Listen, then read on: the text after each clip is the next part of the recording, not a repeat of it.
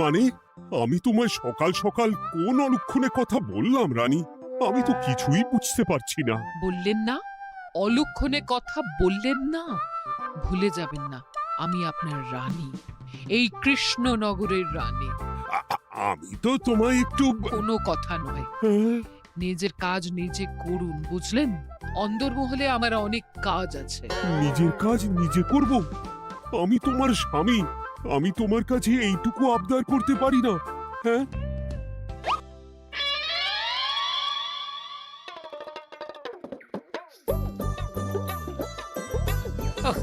আজ গিন্নির সাথে বচসা করতে গিয়ে দেরি হয়ে গেল। মহারাজ আবার আমার দেরি দেখে রেগে না যান।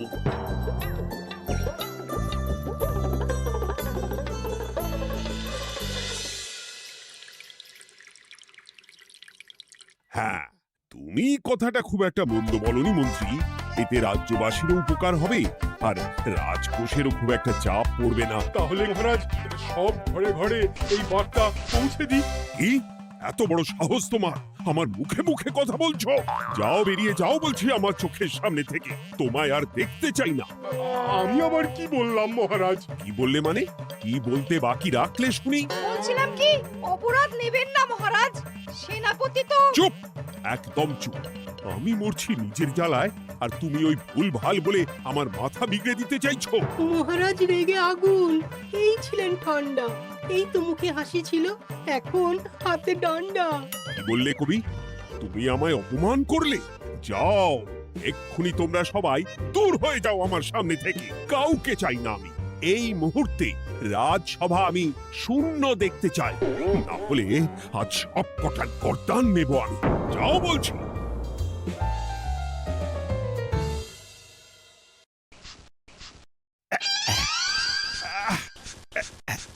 আহা, একটু শান্তি হলো। ভেবেছিলাম রাজসভায় করব তাই রে নাই রে, রাজা দিলেন ঘর ধাক্কা, এখন সবাই বাইরে। সে তো তোমার জন্য, তুমিই তো বেমক্কা একটা এমন কবিতা বললে। আহ, কেন এইভাবে চড়ছেন মন্ত্রী মশাই? দোষ তো আপনারও। আপনি তো কি একটা বলে রাজা মশাইয়ের মাথা গরম করে দিলেন। আমি আবার কি বলেছি? আরে মহারাজ তো সেনাপতির ওপর রেগে গেলেন। আরে বাবা, আমি আবার কি করলাম? পণ্ডিত মশাই কি সব বলে দিলেন, তখনই তো মহারাজ। এই আমার নামে একটা অসাধু বাক্য বললেই আমি কিন্তু। এ কি কাণ্ড! কৃষ্ণনগর রাজসভার সভারত্নরা বাইরে বের হয়ে কি মহা হট্টগোল শুরু করলেন। মহারাজ সবাইকে একসাথে ঘাড় ধাক্কা দিয়েছে। ওরে বাবা, এতগুলো ঘাড়ে রাজামশাই একসাথে ধাক্কা দিলেন কিভাবে? আচ্ছা, দোষটা কে করলো? দোষ করেছে ও, দোষ করেছে ও। দোষ করেছে ও। দোষ করেছে ও। এবারেও কেউ একমত হতে পারলেন না কে দোষ করেছে। আচ্ছা বেশ, কি হয়েছে কেউ একটা খুলে বলুন দেখি। আমি বলছি, মহারাজ বেশ খোশ মেজাজি ছিলেন, কিন্তু হঠাৎ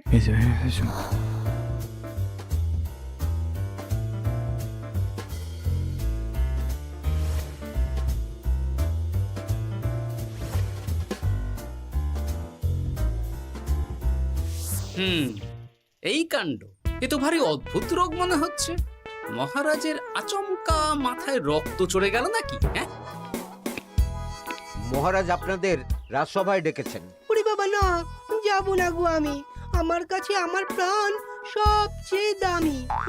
আমিও যাব না, নির্ঘাত মহারাজ গর্দান নিতেই ডাকছেন। আমিও যাব না গোপাল, আমারও প্রাণের বড় মায়া। আচ্ছা, এটা কি কোনো কথা হলো? হ্যাঁ, প্রাণের মায়া কার নেই বলুন তো? আর মহারাজ যে গর্দান নিতেই ডাকছেন তার কি কোনো মানে আছে? অন্য কারণও তো হতে পারে। তুমি কি করে বুঝলে? হ্যাঁ, বুঝতে পারিনি, তবে আন্দাজ করেছি। তোমাদের কথাতেই শুনলাম মহারাজ খোশ মেজাজেই ছিলেন, সহসা রেগে গেছেন।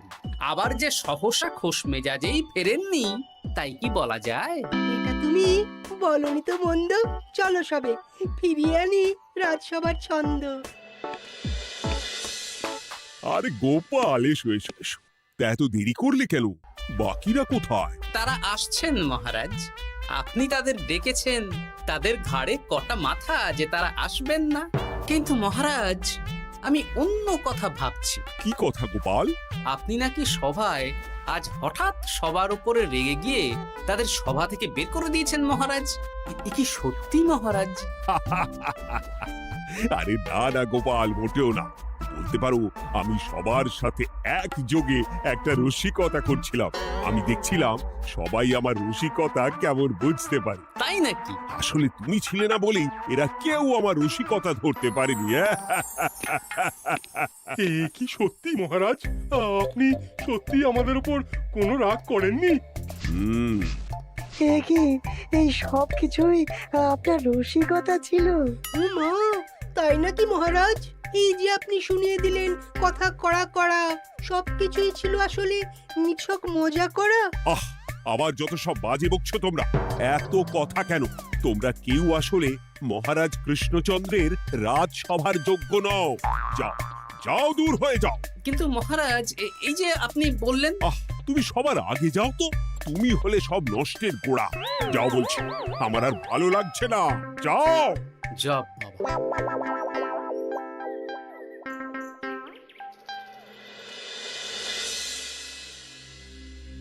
কি বুঝছেন? না না না, আমি তো সবই ঠিক দেখছি রানীমা। হ্যাঁ, এটা ঠিক যে নারীর গতি কিঞ্চিত চঞ্চল বটে, তবে তা তো হতেই পারে। বাকি সবটাই ঠিকই আছে। তাহলে এমন হচ্ছে কেন? মহারাজ এইভাবে যখন তখন রেগে যাচ্ছেন কেন? আজ শুনলাম আপনাদের সভা থেকে দুবার বের করে দিয়েছেন, আবার ফিরিয়ে এনেছেন। হুম, হুম, হুম। আমি ওষুধ পাঠিয়ে দিচ্ছি, আর মহারাজের কিঞ্চিত বিশ্রামের দরকার।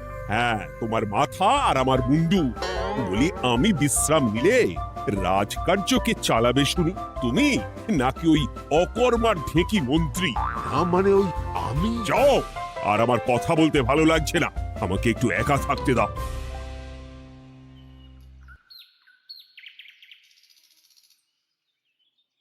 ব্যাপারটা কি বুঝলে গোপাল? রাজবৈদ্য তো মহারাজকে দেখতে রাজবাড়িতে গেছেন। কি মনে হয়? গতকালও আমি যখন বাগানে গেলাম,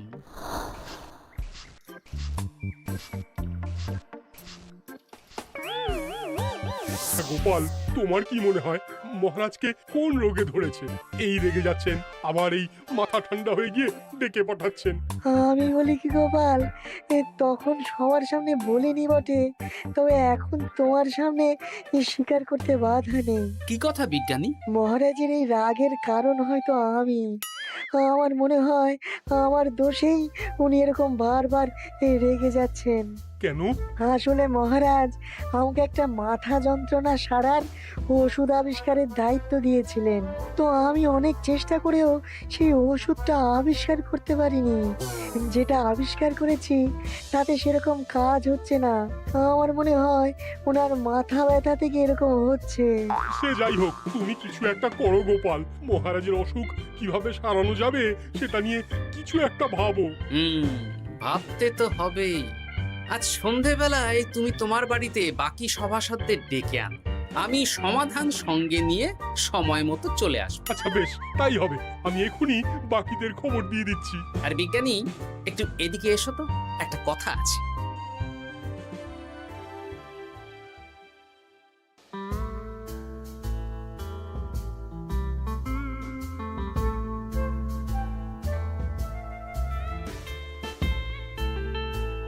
গো, বলি এইভাবে ঘুরলে কি মহারাজের ব্যামো সেরে যাবে? তা সারবে না। তার চেয়ে এক কাজ করি, কিছুটা আলু আর ছোলা সেদ্ধ করেছি, তার সাথে নুন, লঙ্কার গুঁড়ো আর লেবু দিয়ে মেখে আলু কাবলি বানিয়ে দিই, কি বলো? হ্যাঁ, দাও দাও দাও, মন্দ হয় না। মহারাজের মন উচ্চাটন। তার কি কারণ? মাঝে মাঝে আসছেন আর মহারাজ রেগে আগুন হয়ে যাচ্ছেন, আবার যেই সে ব্যামো ঠিক হয়ে যাচ্ছে মহারাজ সেই আগের মতন। তার উপর আবার সভাসদেরা মনে করছে তাদেরও কোনো দোষ আছে। তাহলে দুয়ে দুয়ে চার করতে হবে, কিন্তু কিভাবে কিভাবে কিভাবে? এই নাও আলু কাবলি খেয়ে পেট ঠান্ডা করে নাও দেখি। বেশ কিছুদিন আগে বিজ্ঞানী লেবুর রসের জাদুর কথাই তো বলছিল। আচ্ছা গিন্নি, তুমি তোমার বিয়ের সময় তোমার বাবার মুদির দোকানের একটা কাঠের ছোট বাক্স পেয়েছিলে না, যাতে শ্বশুর মশাই মোহর রাখতেন? উমা, সে বাক্স তো ঝুলকালি মেখে আছে গো, তা দিয়ে তোমার কি হবে? ঝুলকালি লেগেছে? বাবা বাবা বাবা, তাতে তো আমার কাজ আরো ভালো হবে। যাও যাও যাও, নিয়ে এসো দেখি। আমি ততক্ষণে বেশ খানিকটা অদৃশ্য কালি বানিয়ে ফেলি। না না, আমি তো বলছি মহারাজের কোনো রোগ নেই, সামান্য উদ্বেগ ছাড়া আর কোনো সমস্যাই নেই মহারাজের। তাহলে মহারাজ আমাদের এই তুর্কি নাচন কেন নাচাচ্ছেন শুনি, মস্করা করে? তাই তো উত্তর জানা চাই তো। আর এই যে এত জরুরি তলব পাঠিয়ে গোপাল আমাদের ডেকে পাঠালো, তার তো টিকিরও দেখা নেই। গোপাল কি করবে শুনি? যে রোগ আদপেই নেই সেই রোগ কিনা ওই গোপাল ছাড়াবে? আমার তো বিশ্বাসই হয় না। বিশ্বাসে মিলায় বস্তু, তর্কে বহু দূর, তাই না মন্ত্রী মশাই? পেলে গোপাল, মহারাজের রোগ সারাবার কোনো উপায় পেলে? আচ্ছা গোপাল, রাজবৈদ্য বলেছেন মহারাজের কোনোই অসুখ নেই, তা তুমি কি সারাবে শুনি?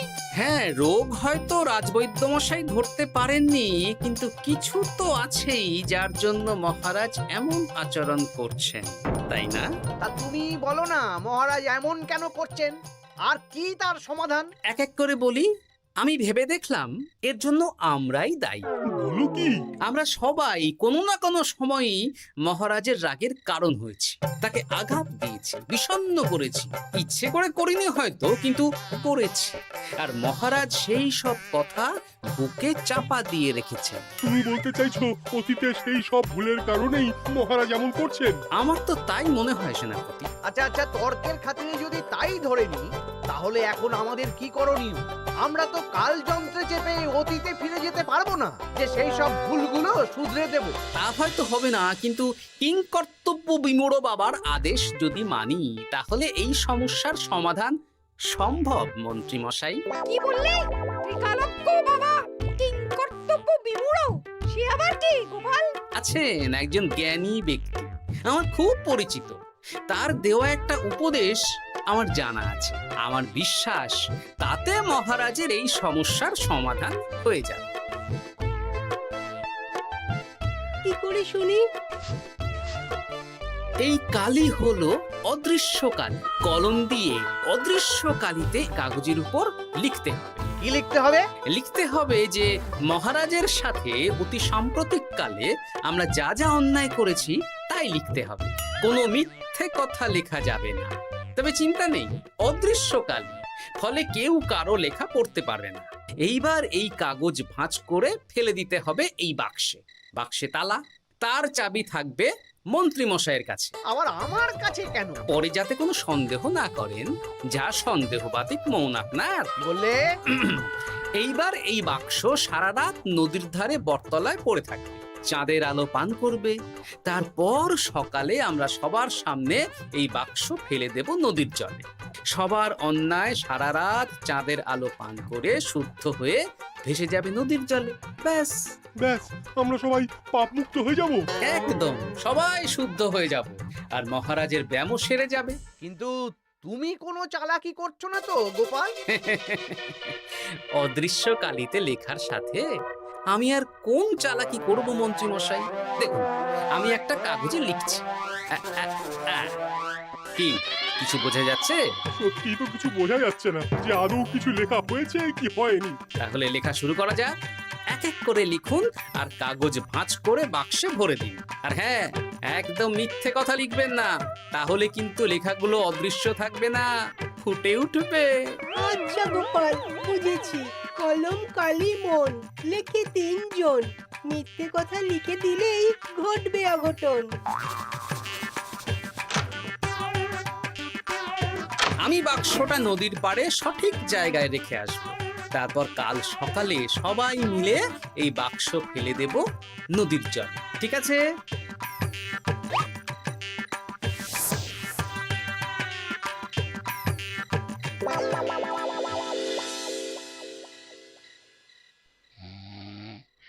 কথায় আছে, মনে যা আসে বলে যাও, ভুলেও লিখো না, তাহলেই বিপদে পড়বে। এদিকে কেমন সবাই নিজের নিজের দোষ লিখে বাক্সে ফেলে দিয়েছে। ভাগ্যিস আমি সবার লেখা কাগজগুলো রাতের অন্ধকারে বের করে আনলাম।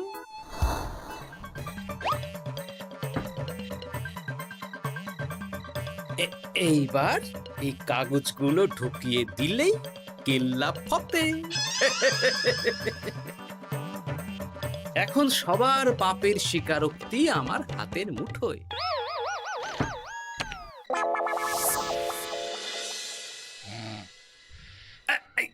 আরে, ও মা গো, ও বাবা গো, বলি নাক ডেকে তো ঘুমোচ্ছ, আমার পিঠটা একটু চুলকিয়ে দাও দেখি। ধুত্তারি, এই জন্যই তো মাথাটা যায় গরম হয়ে। আরে, এই সহজ ব্যাপারটাই তো আমি বুঝতে পারিনি। মহারাজের অসুখ তাহলে এই। যাক, এই রাতের বেলাতেই একসাথে একটা ঢিল পেয়ে গেছি। এক ঢিলে মারবো 2 পাখি। রাজার অসুখও সারবে, আবার সব কটা পাজি শায়েস্তাও হবে।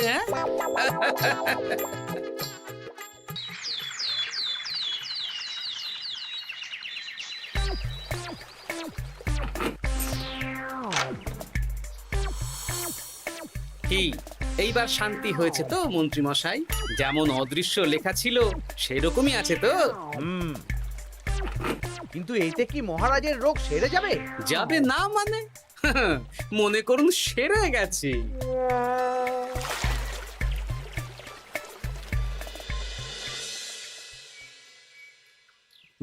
তাহলে আজকে সভার কাজ শুরু করা যাক। ক্ষমা করবেন মহারাজ, সবার কাজ শুরু করার আগে একটা দরকারি কাজ আগে করা দরকার। না হলে আবার কখন আপনি আমাদের কারো উপর রেগে যাবেন আর আমাদের সভা থেকে তাড়িয়ে দেবেন তার তো ঠিক নেই, তাই না? আহ গোপাল, আর বিরক্ত করো না। আমার এত সাহস নেই মহারাজ যে আমি আপনাকে বিরক্ত করব। আমি তো জানি নিজের পিঠ যখন নিজে চুলকোনো যায় না আর কেউ থাকে না সেই পিঠ চুলকিয়ে দেবার মতো, তখন কিরকম বিরক্তি জেগে ওঠে, তাই না মহারাজ? এ কি গোপাল, তুমি এত কিছু কি করে জানো? জানাই তো আমার কাজ মহারাজ। আর এও জানি যে আপনার এই বিরক্তির পেছনে সভাসদগণের ভূমিকা ঠিক কি। তার মধ্যে তুমিও আছো গোপাল, তাই না? আছি, পুরো মাত্রায় আছি মহারাজ। তবে হ্যাঁ, আমি কিন্তু তাই বলে রাজকোষের হিসেবে গোলমাল করে মহারাজের কোপের কারণ হইনি মন্ত্রী মশাই। এটা কি গোপাল আন্দাজে বলছে? না হলে কাল অদৃশ্য কালিতে আমি কি লিখেছি সেটা জানলো কি করে? এই, আমি যা লিখেছি সেটাও কি গোপাল পড়ে ফেলেছে নাকি? যাকে পড়লেই বাকি, সব লেখা তো ওই নদীর জলে ভেসে গেছে। আমি যে লিখেছি তার প্রমাণ কি? তবে আর চিন্তা নেই মহারাজ, সমস্যার সমাধান হয়ে গেছে। এখন থেকে আপনি যতক্ষণ রাজসভায় থাকবেন, প্রথমে মন্ত্রী মশাই, তারপর পণ্ডিত মশাই, আর তারপর রাজবৈদ্য পালা করে আপনার পিঠ চুলকে দেবে। কেন আমি কেন চুলকে দেবো? না দিলে যে আপনার কপালে অনেক বড় শাস্তি ঝুলছে মন্ত্রী মশাই। রাজকোষে যে জালিয়াতি আপনি করেছেন তার স্বীকারোক্তি আমি হাজির করব যে মহারাজের সামনে।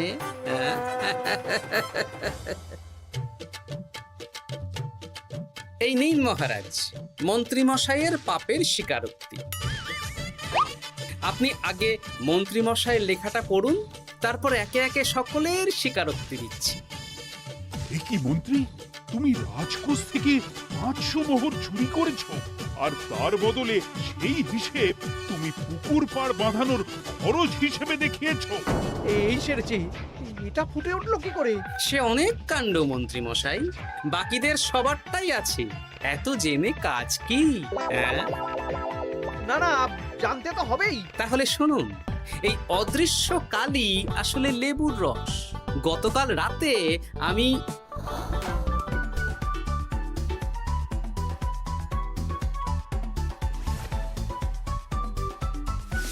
এবার লেবুর রসে অদৃশ্য লেখা কেন বা কিভাবে ফুটে উঠলো সেটা বিজ্ঞানী বোঝাবে। লেবুর রসে লেখা আগুনের তাপে ধরলে ফুটে ওঠে, কারণ লেবুর রসে থাকা অম্ল কাগজের সাথে থাকা শ্বেতসারের সাথে বিক্রিয়া করে এবং তাপ পেলে সেই বিক্রিয়া দ্রুত হয়ে কাগজের শ্বেতসার রাসায়নিকভাবে পরিবর্তিত হয়ে গাঢ় রং ধারণ করে। অনেক দিন আগে বিজ্ঞানীর কাছে ব্যাপারটা জেনেছিলাম, আজ কাজে করে দেখালাম। এবার মন্ত্রী মশাই দেখুন, মহারাজের সেবা করা ভালো না তার বদলে চাবুক খাওয়া ভালো?